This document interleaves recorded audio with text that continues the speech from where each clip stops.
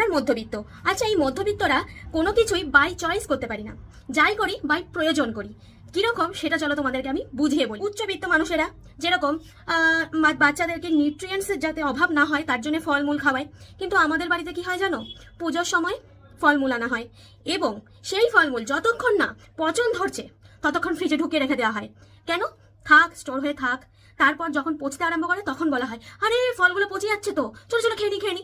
ব্যাস, by choice কিন্তু খাওয়া হলো না, বাই প্রয়োজন খাওয়া হলো।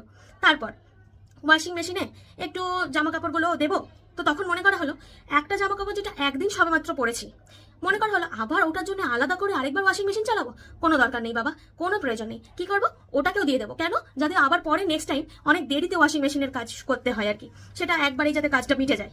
তারপর বলি, আমার মনে হচ্ছে একটু 3টের সময় দুপুরবেলা লাঞ্চ করব, কিন্তু না, করা যাবে না। কারণ যিনি আমার বাড়িতে বাসন মাজতে আসেন তিনি 3টের সময় চলে আসবেন। এবার আমাকে তখন 2টোর সময়তেই খেতে হবে, না হলে তো নিজের বাসনটা নিজেকে ধুতে হবে না। কুড়ের বাদশা আমি কি আর সেইটা করি? একদম না। তাড়াতাড়ি খেয়ে ফেলো।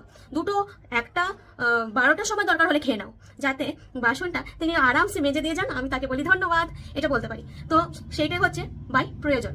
তো এই করে করে আরেকটা বলবো, সেটা তো আরো ইউনিক। সেটা হচ্ছে মেকআপ প্রোডাক্ট কিনলাম শখ করে কিনে প্রতিদিন ইউজ না করে রেখে দিলাম, জমিয়ে রেখে দিয়ে শেষমেশ যখন এক্সপায়ারি ডেটটা পেরিয়ে যাবে, মানে জাস্ট আর 1টা কি 2টো মাস বাকি আছে, তখন সব একসাথে নিয়ে মুখের মধ্যে লেপে নিলাম। কেন? যাতে এক্সপায়ারি ডেটটা না পেরিয়ে যায়, তখন তার ইউজ করতে পারবো না। মানে প্রয়োজন ছাড়া বাই চয়েস আমাদের কিছুই করতে ইচ্ছে করে না, যাতে সেই জিনিসটাকে আমরা স্টোর করে রেখে দিই।